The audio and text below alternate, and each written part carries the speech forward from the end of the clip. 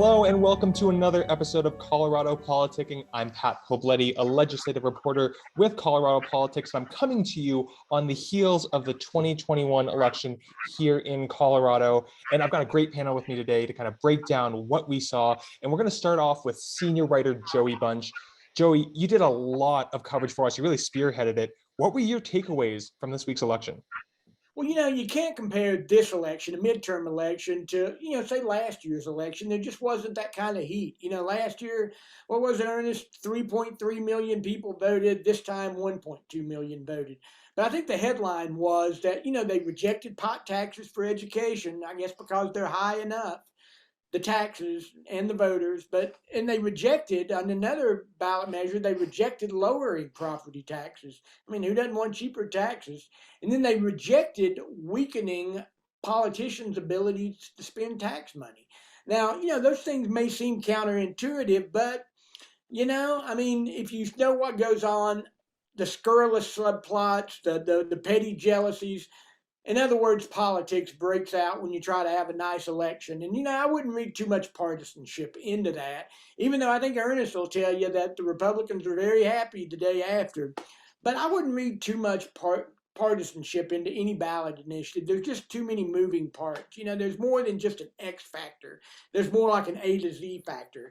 But I'm here to tell you these outcomes will be forgotten pretty fast. But I think some of the things that happened this year, like the way the legislature tried to undermine Amendment 78 before it passed, which would have, if Amendment 78 had passed, we'd be going to court right now. And the taxpayers, not only did we pay for the amount of time that legislators spent talking about this, then we would be paying for attorneys, the state's attorneys, and lawyer Joey kind of has a feeling that the legislature was going to lose this because the voters demonstrated the voters' will, and the most recent decision, primacy, was last Tuesday. So we're going to pay for the state's attorneys and wind up paying lawyers' fees for the conservative advocacy groups that were going to be sued. So voters did themselves a favor on election day this year. But those are your tax dollars at work.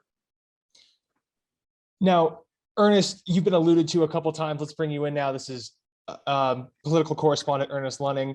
You had a really interesting analysis piece, kind of talking about Republicans here in Colorado were kind of popping champagne in the aftermath of this. And we just heard Joey talking about a couple of tax cutting, or one in particular, a tax cutting ballot measure going down, another one that would have kind of wrestled control away from governors, put it in the hands of the legislature in terms of spending.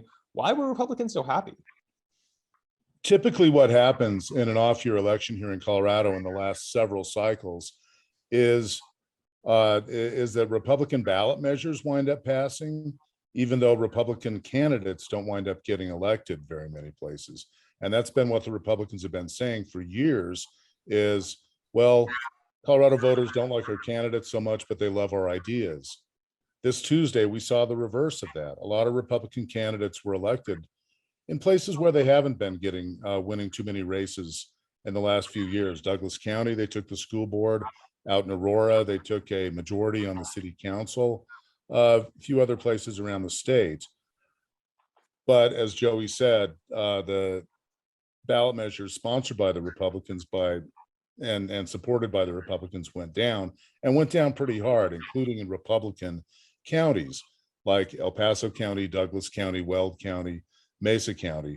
So the Republicans could be that they found the right candidates but don't have the right message anymore. They're going to have to sort that out in the next year before the next election. Let me say though too, the reason Republicans were happy is because what happened thousands of miles away, or what is it, on the East Coast in Virginia, where Glenn Youngkin, the Republican candidate for governor, wound up winning. Democrats say, you know what, Virginia may be a swing state like Colorado used to be. And, that's what happens, though, when there's a Democrat in the White House, is a Republican wins in Virginia the next year. And that in fact, is what's happened. So, Ernest, one of the things I wanted to ask you about is it wasn't necessarily just Democrats saying that. I saw Cole Wist, a former Republican state lawmaker, making this point on Twitter as well, that A, Colorado is not Virginia, clearly, and B, Jared Polis is a much different candidate than Terry McAuliffe. So I'm curious what you make of all of that. Well, Cole is right. Colorado is not Virginia, although the last time that happened in the first midterm of a Democratic president when Barack Obama was in the White House, a Republican won the governorship in Virginia.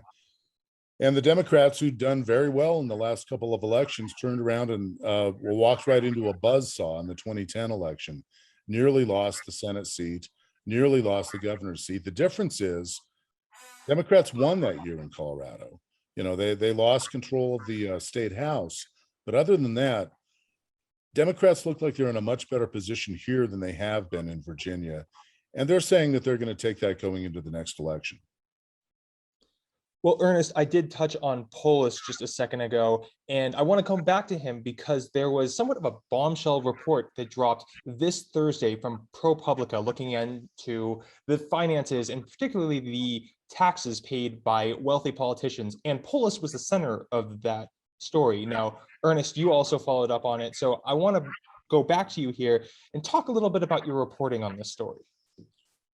Well, ProPublica did the heavy lifting on this. They wound up with a trove of IRS reports, IRS filings for thousands of wealthy Americans that they got back in June. They've been going through and finding interesting stories about it. And today they posted a long story about a number of politicians who are very wealthy, including Jared Polis, who spent $23 million on his campaign 3 years ago to win the governor's mansion. He's a tech entrepreneur and he has hundreds of millions of dollars in the bank. What ProPublica found is that he didn't pay any taxes in 3 years last decade and paid minimal taxes in most of the rest. It turns out that Polis is taking advantage of a number of loopholes in the law that allow you to take losses on businesses that you own if they're not making a profit, and that allow you to deduct a lot of money for philanthropical pursuits, which Polis took full advantage of. Now, what Polis said, or what I'll tell you more specifically, what his campaign said, was that Polis has always paid his taxes, all the taxes that are required by law. And he said that he hopes that this ProPublica report encourages elected officials to find the additional bipartisan solutions that will create better, fairer tax systems. Now, the Republicans screamed hypocrisy. You know, they're saying, but now Polis wants to fix the system, even though we took full advantage of it. You know, we didn't hear them making the same point when Donald Trump turned out to have gone several years without paying taxes either. So, you know, we'll see how this all shakes out.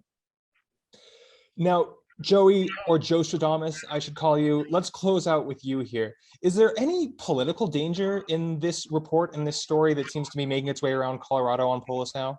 Well, I've been talking to people today about that. I've been thinking about it, and I don't think so. I think it matters more today than it ever will next year.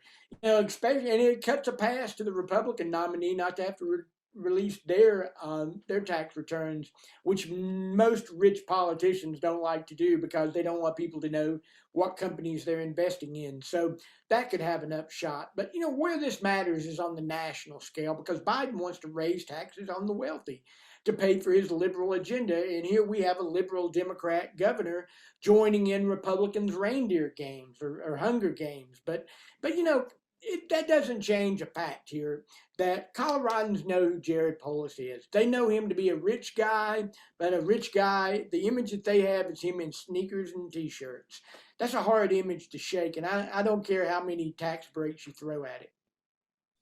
Well, Joey, thank you for your analysis, and Ernest, thank you for jumping on that Polis story right away. Both of you guys did stellar work, which you can see at coloradopolitics.com. Thank you to both of you guys for coming on to the show today, and we will see you again soon.